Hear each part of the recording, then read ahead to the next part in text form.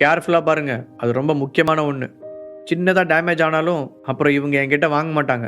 மாலையை விற்க வந்தவன் அவசரமாக கூறினான். ஓ, இது உங்களோடதா?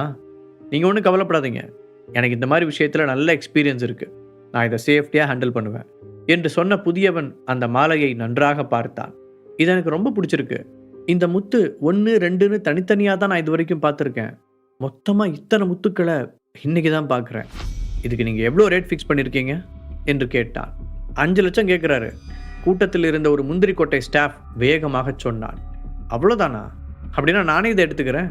மேடம், நீங்கள் ரொம்ப யோசிக்கிறீங்க, நான் அவருக்கே கொடுத்துட்றேன் என்று அவளுடைய கைகளில் இருந்த மாலையை வாங்க முயற்சித்தான். அக்ஷராவிற்கு இப்பொழுது அதை விடுவதற்கு மனமில்லை. முதல்ல கேட்குறவங்களுக்கு தான் ஃபர்ஸ்ட் ப்ரையாரிட்டி கொடுக்கணும்னு நீங்கள் கேள்விப்பட்டது இல்லையா? இதை நாங்கள் தான் ஃபஸ்ட்டு கேட்டோம். ஸோ கண்டிப்பாக நீங்கள் இதை எங்களுக்கு தான் தரணும். இன்னும் நம்மளோட பேச்சுவார்த்தை முடியல, அதுக்கு முன்னாடி இதை நீங்கள் வேற ஒருத்தருக்கு விற்க முடியாது என்று அவசரமாக கூறினாள். சாரி, இவ்வளோ நல்ல பொருளை வாங்குறதுக்கு நீங்கள் இந்த அளவுக்கு டைம் எடுத்து யோசிச்சிருக்க கூடாது. இப்போ நான் உடனே அதை வாங்கிக்க ரெடியாக இருக்கேன். அப்போ எனக்கு கொடுக்கறதான நியாயம்? அந்த புதியவன் குறுக்கே புகுந்து குட்டையை குழப்பினான். நானும் இப்போ அதை உடனே வாங்கலான் தான் இருக்கேன். ஸோ நீங்கள் வந்த வேலையை கவனிங்க. அக்ஷராவும் சிரித்து கொண்டே கூறினாள். மேடம், நீங்கள் இதை என்கிட்ட பிடுங்கிக்க பார்க்குறீங்க. அவர் கிட்டத்தட்ட எனக்கு தரேன்னு ஒத்துக்கிட்டாரு என்று சினுங்கிய அந்த புதியவன் விற்க வந்தவனிடம் திரும்பி, நான் இதுக்கு 7 lakhs தரேன், கண்டிப்பாக நீங்கள் இதை எனக்கு தான் கொடுக்கணும் என்றான். இப்போது அக்ஷராவிற்கு பதட்டம் ஆரம்பித்தது. இங்கே பாருங்க, நீங்கள் எங்கள் கடைக்கு தான் இதை விற்க வந்தீங்க. இப்போ நான் வாங்கிக்க தயாராக இருக்கேன். அப்புறம் எப்படி நீங்கள் இன்னொருத்தருக்கு அதை கொடுக்க முடியும்? இது நியாயமே இல்லை என்றாள். ஆனால் அந்த புதியவன் மீண்டும் குறுக்கே புகுந்து, கொஞ்சம் ரியாலிட்டியை யோசிங்க, அவங்கள விட 2 lakhs அதிகமாக தர நான் ரெடியாக இருக்கேன், நல்லா யோசித்து முடிவிடுங்க என்றான். இல்லைங்க, என்னோட மனசாட்சிக்கு விரோதமாக என்னால் நடந்துக்க முடியாது. நான் அவங்களுக்கு தான் விற்க வந்தேன். அவங்க நான் சொன்ன டீலுக்கு ஓகேன்னு சொல்லிட்டாங்க. அதுக்கு மேலே விலை அதிகமாக தரீங்கன்னு நான் உங்களுக்கு விற்க முடியாது. அது தொழிலை பொறுத்த வரைக்கும் நேர்மையான விஷயமா இருக்காது. விற்க வந்தவன் திடீரென பெரிய நியாயஸ்தன் போல பேசினான். நீங்கள் ஒரு பெரிய முட்டாள், இன்னும் நீதி நியாயம்னு பேசிக்கிட்டு 2 lakh rupees அசால்ட்டாக விட்டுட்டீங்க. என்னமோ பண்ணுங்க என்ற புதியவன் அக்ஷராவிடம் திரும்பி, அப்புறம் மேடம், இன்னைக்கு உங்களுக்கு லக்கு தான். எப்படியும் இந்த முத்து மாலையை பிரித்து தனித்தனியாக விற்றா 10 lakhs rupees தாராளமாக கிடைக்கும். டபுள் மடங்கு லாபம்தான். என்ஜாய். கண்களில் பொறாமை மின்ன கூறினான். அப்போது அந்த சிச்சுவேஷனுக்கு சம்பந்தமே இல்லாமல் திடீரென்று யாரோ சத்தமாக சிரிக்கும் சத்தம் கேட்டது. எல்லோரும் திகைப்புடன் திரும்பி பார்க்க ஹரிஷ் தான் சிரித்து கொண்டிருந்தார். இவன் என்ன லூசா, சம்பந்தம் இல்லாமல் இப்போ சிரிச்சுக்கிட்டு இருக்கான்? எல்லோரும் அவனை வித்தியாசமாக பார்த்தனர். ஹரிஷ், என்னாச்சு, ஏன் இப்படி சிரிக்கிறீங்க? அக்ஷரா சங்கடத்துடன் அவனை கேட்டாள். இல்லை, நீங்கள் இந்த பிஸ்னஸில் இவ்வளோ எக்ஸ்பீரியன்ஸ் இருக்குன்னு சொல்கிறீங்க, ஆனால் அவங்க 2 பேரும் சேர்ந்து உங்களை ஏமாத்துறாங்கன்னு கூடவா கண்டுபிடிக்க முடியல? ஹரிஷ் கேட்க அக்ஷரா அதிர்ச்சியுடன் அவனை பார்த்தாள். நீங்கள் என்ன சொல்கிறீங்க ஹரிஷ்? யார் எங்களை ஏமாத்துறாங்கன்னு சொல்கிறீங்க? அவள் இன்னமும் புரிந்து கொள்ள முடியாமல் கேட்டாள். இந்த முத்து மாலை ஒரு டூப்ளிகேட். அது மட்டும் இல்லாமல் இவங்க 2 பேரும் தனித்தனியாக வரல, 2 பேருமே கூட்டு களவானீங்க. இங்கே வந்து நம்ம முன்னாடி ஒருத்தர் தெரியாத மாதிரி ட்ராமா பண்ணிக்கிட்டு இருக்கானுங்க. ஆனால் நல்ல நடிகனுங்க. அதனால தான் ஒன்றுக்குமே யூஸ் ஆகாத ஒரு பாசி மாலையை 5 லட்சம் ரூபாய்க்கு உங்களுக்கு வித்துட்டானுங்க. உண்மையிலே கில்லாடிங்க தான், ஹரிஷ் கிண்டலாக கூறினான். அதை கேட்ட அந்த ஸ்டாஃப்ஸ் முதலில் அவனை சந்தேகப்பட்ட ஆல்பர்ட்டுக்குமே இப்போது அவன் கூறியது உண்மையாக இருக்குமோ என்று தோன்றத் தொடங்கியது. என்னோட ஃபேமிலி பொக்கிஷத்தை டூப்ளிகேட்டுன்னு சொல்கிறதுக்கு உனக்கு என்ன ரைட்ஸ் இருக்குது? இங்கே இவ்வளோ பேர் இருக்காங்க, இவங்களில் யாராவது ஒருத்தரை இதை டூப்ளிகேட்டுன்னு சொல்ல பார்க்கலாம் என்று கடுப்புடன் கேட்டான். புதிதாக வந்து அந்த நகையை பேரம் பேசியவனும் இப்போது ஹரிஷை முறைத்தான். ஆமாம், அவர் கேட்குறதும் கரெக்டு தான். எக்ஸ்பீரியன்ஸான ஆளுங்க நாங்கள் இத்தனை பேர் இருக்கோம். அவளை ஏன் மேடமே அதை வாங்கிக்கிறேன்னு சொல்லிட்டாங்க. இப்போ நீ வந்து பெரிய இவன் மாதிரி பேசுகிற? உனக்கு இந்த ஆன்டிக் ஜுவல்லரி பற்றி என்ன தெரியும்? அவளால் எந்த முடிவிற்கும் வர முடியவில்லை. இது பார்க்க ரொம்ப அழகாக இருக்குது, அதே சமயம் ஒரிஜினல் மாதிரியே தான் இருக்குது. இதை ஏன் ஹரிஷ் டூப்ளிகேட்டுன்னு சொல்கிறாரு? இவருக்கு இந்த பழங்கால பொருட்கள் பற்றியெல்லாம் பெருசாக தெரியாது போல என்று நினைத்தாள். அதற்குள் மாலையை விற்க வந்தவன் பொறுமை இழந்தான். மேடம், எதுவாக இருந்தாலும் சீக்கிரம் ஒரு முடிவுக்கு வாங்க. நியாயமாக நடந்துக்கணும்னு நினச்சி தான் நான் உங்களுக்கு கொடுக்கலான்னு முடிவுக்கு வந்தேன். ஆனால் இந்த ஆள் என்னோட பொருளை டூப்ளிகேட்டுன்னு சொல்கிறான். இதை கேட்டுட்டு என்னால் சும்மா இருக்க முடியாது என்று கோபமாக சொன்னவன் ஹரிஷின் பக்கம் திரும்பி, இப்போ நீ மட்டும் இதுக்கு கரெக்டான எக்ஸ்பிளனேஷன் தரலனா நான் உன் மேலே மானநஷ்ட கேஸ் போடுவேன் என்று மிரட்டினான். அடேங்கப்பா, மாட்டிக்கிட்டதுக்கு அப்புறமும் எவ்வளோ ரியலாக நடிச்சுக்கிட்டு இருக்க.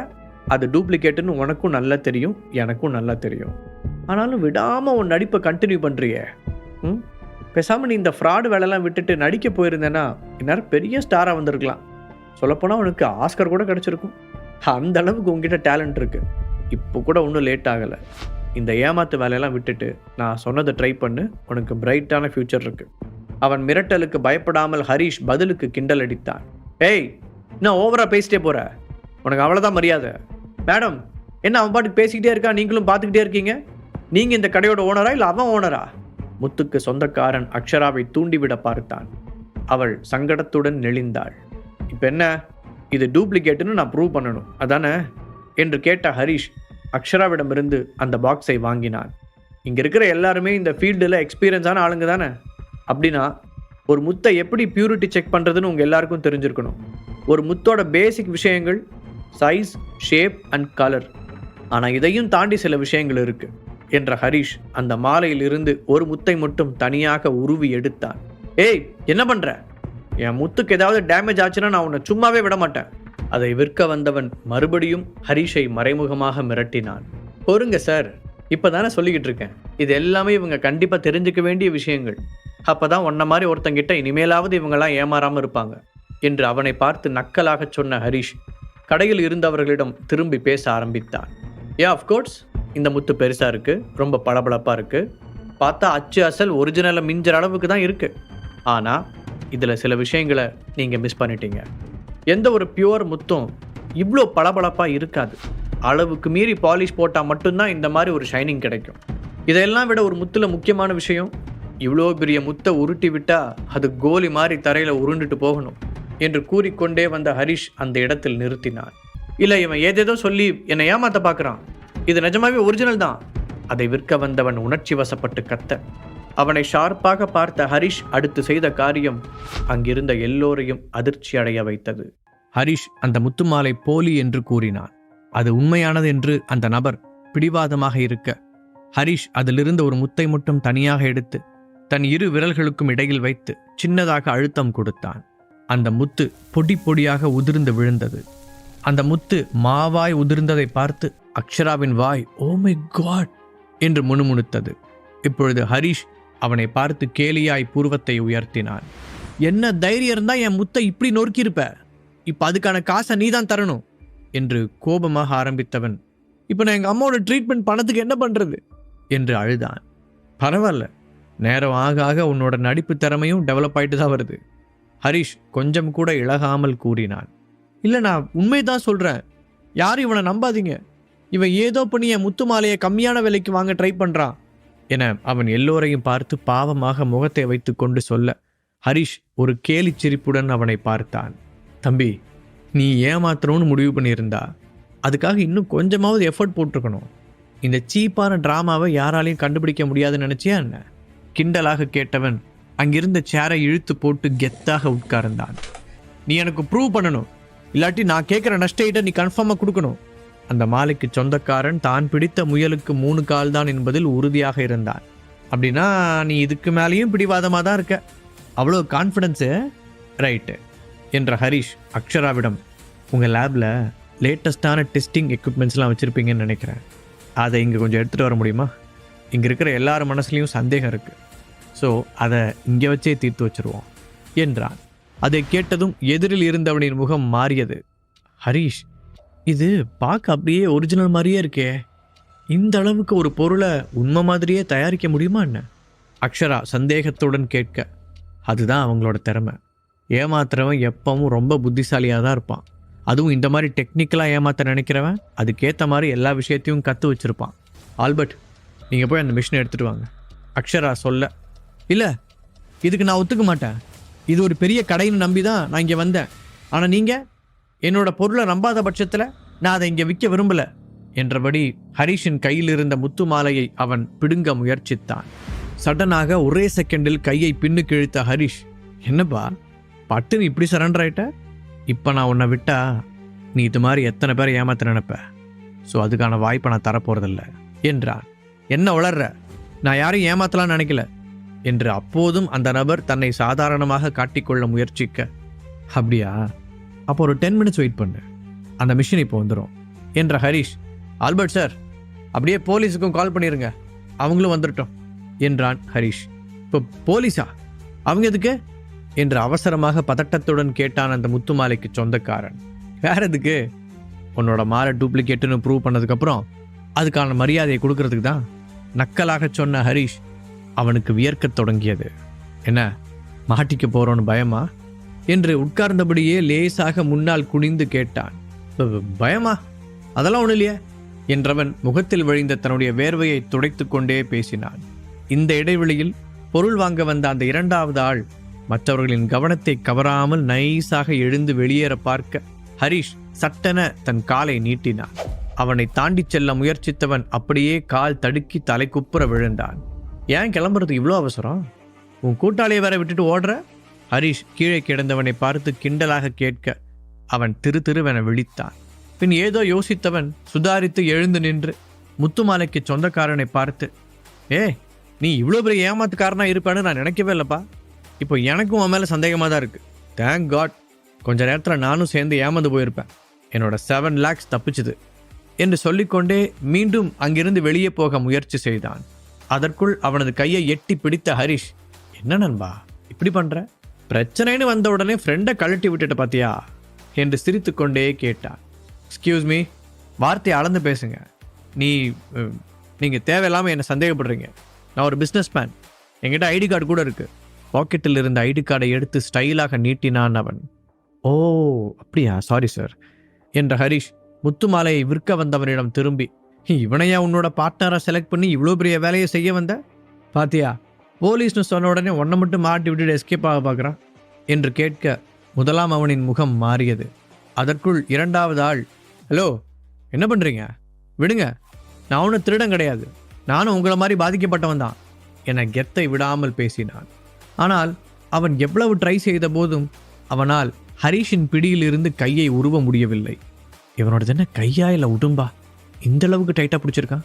தப்பிச்சு ஓடலான்னு பார்த்தாலும் அப்புறம் மற்றவங்களுக்கும் சந்தேகம் வந்துடும் என்று நினைத்தவன் என்ன செய்வது என்று யோசிக்க அதற்குள் தன் கட்டுப்பாட்டை இழந்திருந்த முதல் ஆள், துரோகி என்று கத்தியபடி அவனுடைய சட்டையை பிடித்தான். அந்த காட்சியை பார்த்ததும் எல்லோரும் ஸ்டன் ஆகி அப்படியே நிற்க ஹரிஷின் முகத்தில் மட்டும் பெரிதாக எந்த மாற்றமும் தெரியவில்லை. அவன் அதே சிரிப்புடன் தான் உட்கார்ந்திருந்தான். ஏய், என்ன பண்ற? விடு, நீ யாருன்னு எனக்கு தெரியாது, என்ன போய் துரோகின்னு சொல்ற? இரண்டாவது ஆள் பதிலுக்கு கத்த மாலையை விற்க வந்தவன் அவனை ஓங்கி அறைந்தான். அப்போது சரியாக ஆல்பர்ட் அந்த மிஷினை கொண்டு வர, இனி அதுக்கான தேவை இருக்காது ஆல்பர்ட் சார் என்றபடி கால் மேல் கால் போட்டு உட்கார்ந்து அந்த சண்டை காட்சியை வேடிக்கை பார்க்க ஆரம்பித்தான் ஹரிஷ். அப்போது சரியாக ஆல்பர்ட் அந்த மிஷினை கொண்டு வர, இனி அதுக்கான தேவை இருக்காது ஆல்பர்ட் சார் என்றபடி கால் மேல் கால் போட்டு உட்கார்ந்து அந்த சண்டை காட்சியை வேடிக்கை பார்க்க ஆரம்பித்தான் ஹரிஷ். ஏண்டா, எல்லா விஷயத்திலையும் 2 பேரும் ஒன்னா இருக்கலான்னு சொல்லிதானே அந்த டூப்ளிகேட் மாலையை என்கிட்ட விற்க சொல்லி கொடுத்த. இப்போ நீ மட்டும் தப்பிக்க பார்க்குறியா? அப்போது போலீஸ் வண்டியின் சைரன் சத்தம் கேட்டது. அன்றைக்கு அசோக்கின் பிரச்சனையில் காப்பாற்ற வந்த அதே லேடி அசிஸ்டன்ட் கமிஷனர் தான் இப்போதும் வந்திருந்தாள். அவள் அந்த ஏரியாவில் ரவுண்ட்ஸில் இருக்கும்போதுதான் இந்த பிரச்சனை பற்றிய தகவல் வந்தது. அதனால் தானே நேரடியாக பார்க்கிறேன் என்று அவளே இங்கு வந்திருந்தாள். ஹரிஷை பார்த்ததும் அந்த அசிஸ்டன்ட் கமிஷனருடைய புருவங்கள் உயர்ந்தது. ஹரிஷ் நீங்களா? நீங்க எப்படிங்க என்று ஆச்சரியமாக கேட்டவளை பார்த்தவன் ஒரே செகண்டில் அவளை அடையாளம் கண்டு கொண்டான். இது எனக்கு தெரிஞ்சவங்களோட ஷாப் தான், உங்களை திரும்பவும் இங்கே மீட் பண்ணுவேன்னு நான் எதிர்பார்க்கவே இல்லை என்று சிரித்தபடி சொன்ன ஹரிஷை அங்கிருந்த பல கண்கள் பொறாமையாக பார்த்தது. ஏனென்றால் அந்த அசிஸ்டன்ட் கமிஷனர் இளமையாக அதே சமயம் கம்பீரமாக இருந்தாள். செகண்ட் அட்டம்ப்டிலேயே ஐபிஎஸ் பாஸ் செய்திருந்த அவள் சிறு வயதிலேயே இந்த போஸ்டிங்கிற்கு வந்திருந்தாள். அவள் ஹரிஷை பார்த்து ஆச்சரியப்பட்டது. அவனை மரியாதையாக நடத்தியதை கண்டவர்கள் இப்போது ஹரிஷை இன்னும் பிரமிப்புடன் பார்த்தனர். அவன் யாராக இருக்கும் என்று யோசிக்கவும் தொடங்கினார்கள். சஸ்பெக்ட்ஸ் எங்க? ஏசிபி இப்போதும் ஹரிஷிடம்தான் கேட்டாள். ஏதோ மும்முரமாக ஃபைட் பண்ணிட்டு இருக்காங்களே, இவங்க 2 பேரும் தான் என ஹரிஷ் கை காட்ட, அப்போதுதான் அவ்வளவு நேரமும் சண்டை கட்டுவதிலேயே மும்முரமாக இருந்த 2 பேரும் போலீஸ் வந்ததையே கவனித்தனர். அடுத்த செகண்ட் அவர்களின் முகமும் பீதியடைய அதிர்ச்சியுடன் ஒருவரை ஒருவர் பார்த்து கொண்டனர். மேடம், இவன் சொல்றதை நம்பாதீங்க, நான் இங்கே திங்ஸ் வாங்க தான் வந்தேன், இவங்கள மாதிரி நானும் அவங்கிட்ட இருந்து ஏமாறாம தப்பிச்சவன் தான். வேகமாக முதலாளை தள்ளிவிட்டு இன்னொருவன் எழுந்து நிற்க, டேய் இன்னுமா இந்த உலகம் உன்னை நம்புன்னு நினைக்கிற என்றான் ஹரிஷ். அப்படிதான் வச்சுக்கோ. ஏன் இங்கே பாரு, சும்மா நீ சொல்கிறது இவன் சொல்கிறதெல்லாம் கோர்ட் நம்பாது. நான் இவனோட பார்ட்னர்னு நிரூபிக்க உங்ககிட்ட ஏதாவது ஆதாரம் இருக்கா என அவன் திமிராக கேட்க, இப்போது எல்லோரும் ஹரிஷைத்தான் முக்கியமாக பார்த்தனர். அவன் சொல்வதும் சரிதான். முத்துமாலையை அது போலி என்று அதை கொண்டு வந்தவனே ஒத்துக்கொண்டான். இல்லாவிட்டாலும் மிஷின் மூலம் நிரூபித்து விடலாம். ஆனால் இப்போது அந்த இரண்டாவது ஆளுக்கும் அதில் பங்கிருக்கிறது என்பதை ஹரிஷ் எப்படி நிரூபிக்கப் போகிறான் என்ற ஆர்வம் அவர்களுடைய முகத்தில் தெரிந்தது. ஓ, நீ அப்படி வரியா? அவ்வளோ இன்டெலிஜென்டாடா நீ என்ற ஹரிஷ் சேரில் இருந்து எழுந்து அவனை நெருங்கி வந்தான். பின்பு சட்டென்று யாருமே எதிர்பார்க்காத ஒரு காரியத்தை செய்தான். எதிரே திமிராக நின்று கொண்டிருந்தவனின் கழுத்தில் கை வைத்து நகராமல் அழுத்தி பிடித்தவன் அவனுடைய முகத்தில் இருந்த தோலை பிடித்து இழுத்தான். அவனுடைய முகம் ஹரிஷின் கையோடு வந்துவிட்டதை பார்த்து அங்கிருந்தவர்கள் அதிர்ச்சியில் கத்தினார்கள். ஆம், அது ஒரு ஆர்டிஃபிஷியல் ஸ்கின் மாஸ்க். அழகான தோற்றத்தை காண்பித்த அந்த முகமுடிக்குள் இருந்த முகம் ரொம்ப கொடூரமாக இருந்தது. அப்படின்னா இது நீதானா? அவ்வளவு நேரம் அமைதியாக நடப்பதை பார்த்து கொண்டிருந்த ஏசிபி பாய்ந்து வந்து அவனுடைய சட்டையை பிடித்தாள். இவன் உங்களுக்கு முன்னாடியே தெரியுமா? இப்போது ஹரிஷே அவளை ஆச்சரியத்துடன் கேட்டான். நல்லா தெரியும். நாங்களே இவனை ரொம்ப நாளாக தேடிக்கிட்டு தான் இருக்கோம். 6 மாதத்துக்கு முன்னாடி அம்பத்தூரில் ஒரு பணக்காரர் வீட்டில் நகை பணம்னு திருடிட்டு தடுக்க வந்தவரை கொலை வேற செஞ்சுட்டான். எதேச்சியே கிடைச்ச ஃபிங்கர் பிரிண்ட்டை வச்சு அது இவன் தான் ஐடென்டிஃபை பண்ணிட்டோம். பட் எங்கே தேடியும் எங்களால் இவனை கண்டுபிடிக்கவே முடியல. இவ்வளோ நாளாக எங்களுக்கு பெரிய தலைவலியாக இருந்த கேஸ் அது. அதையும் சேர்த்து சால்வ் பண்ணி கொடுத்ததுக்கு ரொம்ப தேங்க்ஸ் என அந்த ஏசிபி மனதார நன்றி கூறினாள். அந்த கேஸில் இவன் மட்டும்தான் சம்மந்தப்பட்டிருக்கானா? ஹரிஷ் யோசனையோடு கேட்கவும் அவனை புரியாமல் பார்த்த ஏசி, இல்லை இன்னொரு ஆளும் இருக்கான், ஆனால் அவனோட முகத்தை எங்களால் இன்னும் ஐடென்டிஃபை பண்ண முடியல. இப்போதைக்கு எங்ககிட்ட அந்த கத்தியில் இருந்த ஃபிங்கர் பிரிண்ட் மட்டும்தான் இருக்குது. பரவாயில்ல, இவனை பிடிச்சிட்டோம்ல, இவனை வச்சு கூடிய சீக்கிரம் அவனையும் கண்டுபிடிச்சிருவோம் என்று அவள் உறுதியாக சொல்ல ஹரிஷ் அவளை பார்த்து புன்னகைத்தான். நீங்கள் அவ்வளோலாம் கஷ்டப்பட வேண்டாம் ஆஃபீஸர் மேடம் என சொன்னவன் போலீஸின் பிடியில் இருந்த இன்னொருவனின் முகத்தையும் பிடித்து இழுத்தான். ஆர்டிஃபிஷியல் தோளால் ஆன அந்த முகமுடி பார்க்க அப்படியே ரியலான முகம் போலவே இருந்தது. இவனுக்கு ஸ்பெஷாலிட்டியே டூப்ளிகேட்டை ஒரிஜினல் மாதிரியே ரெடி பண்ணுறது தான் போல. உண்மையிலேயே இவனுங்களுக்கு நல்ல டேலண்ட் இருக்குது. பட் தப்பான பாதையை தேர்ந்தெடுத்துட்டானுங்க. அப்போ அதுக்கான பனிஷ்மெண்ட் அனுபவிச்சு தானே ஆகணும். ஹரிஷ் சொல்லிவிட்டு அந்த திருடனின் தோளில் தட்டி கொடுத்தான். இப்போது சுற்றி நின்ற அனைவருமே வாயடைத்து போய்விட்டனர். ஹரிஷை அவர்கள் பார்த்த பார்வையே மொத்தமாக மாறியிருந்தது. அவன் ஒரு ஜீனியஸ் என்பதை அந்த நிமிடமே அவர்கள் புரிந்து கொண்டனர். ஹரிஷ், நீங்கள் எனக்கு 2 கிரிமினல்ஸை பிடிக்கிறதுக்கு ஹெல்ப் பண்ணியிருக்கீங்க. Really you are amazing. இது சம்மந்தமாக ஏதாவது ஸ்பெஷல் ட்ரைனிங் எடுத்திருக்கீங்களா என்ன? அந்த அசிஸ்டன்ட் கமிஷனர் கண்கள் விரிய கேட்டாள். அப்படிலாம் ஒன்றும் இல்லை, கொஞ்சமாக என் மூளையை யூஸ் பண்ணேன், அவ்வளோதான். ஹரிஷ் சிரித்து கொண்டே சொல்ல, அப்புறம் எப்படி ஹரிஷ் இவனுங்க ஃப்ராடர் கண்டுபிடிச்சிங்க? ஏன்னா எனக்கே இவனுங்க முகத்தை பார்த்து எதுவுமே வித்தியாசமாக தோணலையே. நீங்கள் மட்டும் எப்படி கண்டுபிடிச்சிங்க? அந்த ஆஃபீஸர் ஆச்சரியத்துடன் கேட்டாள். அது ஒன்றும் இல்லை, என்கிட்ட இருந்து தப்பிக்க ட்ரை பண்ணப்போ இவன் முகத்தோட ஓரத்தில் ஒரு சின்ன பகுதி லைட்டாக சுருண்டு இருந்துச்சு, அதை வச்சு தான் கண்டுபிடிச்சேன் ஹரிஷ் அசால்ட்டாக சொன்னான். ஆனால் அந்த ஏசிபியால் அதை முழுமையாக ஏற்றுக்கொள்ள முடியவில்லை. அவளும் தான் அந்த கிரிமினலின் முகத்தை பக்கத்தில் பார்த்தாள். அவளுக்கு எதுவும் தெரியவே இல்லை.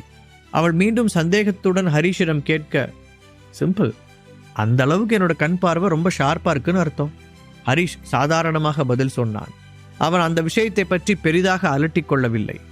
சரி, எதுவாக இருந்தாலும் நான் உங்களுக்கு நன்றி சொல்ல கடமைப்பட்டிருக்கேன். நீங்கள் ஃப்ரீயாக இருக்கும்போது ஒரு நாள் நான் இதுக்காகவே உங்களுக்கு ட்ரீட் தரேன் ஏசிபி கூற அவனும் சம்மதமாக தலையசைத்தான். அதன் பிறகு அவள் அங்கிருந்து கிளம்ப, ஒரு நிமிஷம் மேடம் என்ற ஹரிஷ் அவளை தடுத்து நிறுத்தினான். ஆல்ரெடி 2 டைம் மீட் பண்ணிட்டோம், ட்ரீட் வேற தரேன்னு சொல்லியிருக்கீங்க, ஆனால் உங்கள் பேர் என்னன்னு சொல்லாமலே போகிறீங்களே என்று கேட்டான். தன்னுடைய நெஞ்சில் குத்தியிருந்த பேட்ஜை தொட்டு காட்டியவள் Kayalvizhi Suryakumar, assistant commissioner of police என்று கம்பீரமாக சொல்லிவிட்டு பளிச்சென்ற புன்னகையுடன் அங்கிருந்து கிளம்பினாள். இப்போது ஹரிஷின் பக்கத்தில் வந்த அக்ஷரா, ஹரிஷ், நீங்கள் மட்டும் இல்லைனா இன்னைக்கு நான் முட்டாள்தனமாக ஏமாந்து போயிருப்பேன். அதோட என் கடையோட நேமும் ஸ்பாயிலாக இருக்கும். அப்படி நடக்காமல் காப்பாற்றினதுக்கு உங்களுக்கு தான் நான் தேங்க்ஸ் சொல்லணும் என்றாள். இதுக்கெல்லாம் எதுக்கு தேங்க்ஸ்? உண்மையிலே எனக்கு இது ரொம்ப இன்ட்ரெஸ்டிங்காக தான் இருந்துச்சு. ஸோ டோன்ட் வரி, ஹரிஷ் சாதாரணமாக சொல்ல, எதையோ கேட்க வந்த அக்ஷரா ஒரு நிமிடம் தயங்கினாள். அதை கவனித்த ஹரிஷ் கேள்வியாய் புருவங்களை உயர்த்த, அது அந்த முத்துக்களை பற்றி நீங்கள் சொல்லும்போது அதில் ஒரு ப்ரொஃபஷ்னல் டச் இருந்துச்சு. நீங்கள் இந்த ஆன்டிக் ஃபீல்டில் ஏதாவது ப்ராப்பராக ட்ரைனிங் எடுத்திருக்கீங்களா என்ன? அக்ஷரா ஆர்வத்துடன் கேட்டாள். ஒரு செகண்ட் யோசித்த ஹரிஷ், ஒரு சீனியர் ப்ரொஃபஸர் எனக்கு இதில் இன்ட்ரெஸ்ட் இருக்கிறத கவனித்து அவருக்கு தெரிஞ்ச நிறைய விஷயங்களை கற்றுக் கொடுத்தாரு என்று பாதி உண்மையை மட்டும் சொன்னான். அதை கேட்டதும் உற்சாகமான அக்ஷரா, அப்படியா? அப்படின்னா இன்னும் அவர் கூட உங்களுக்கு காண்டாக்ட் இருக்கா?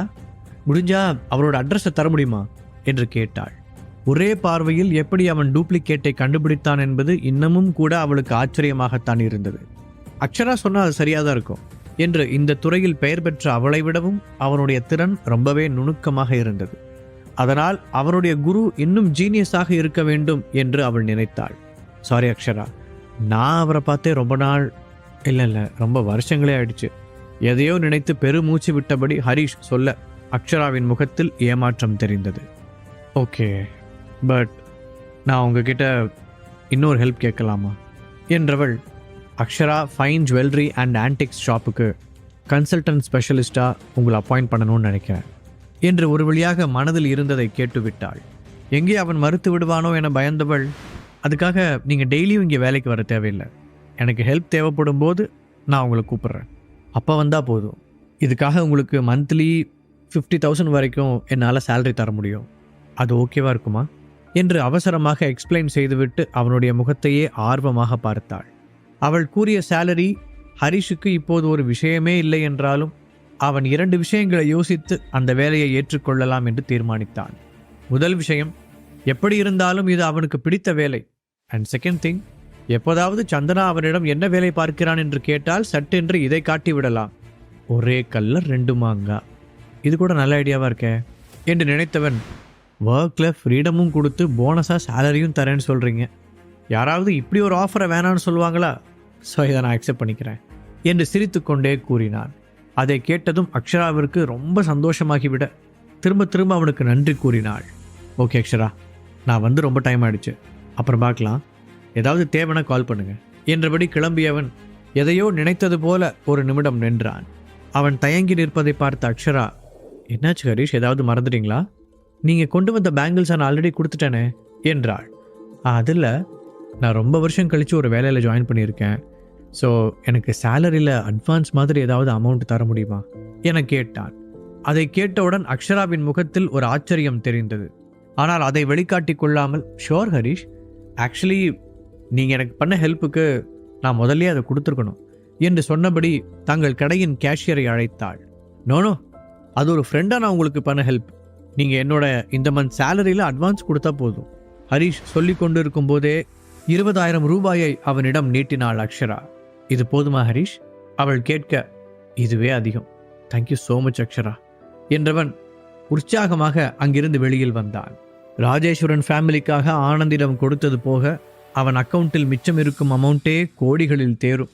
ஆனால் ஹரிஷ் வேறொரு காரணத்துக்காகத்தான் அந்த 20,000 கேட்டு வாங்கியிருந்தான். சரியாக அரை மணி நேரம் கழித்து சந்தனாவிற்கு ஃபோன் செய்த ஹரிஷ் அவளை நேரில் பார்க்க வேண்டும் என்று சொன்னான். அந்த செம்மொழி பூங்காவிற்குள் நுழைந்த சந்தனாவின் கண்கள் ஹரிஷைத்தான் அவசரமாக தேடியது.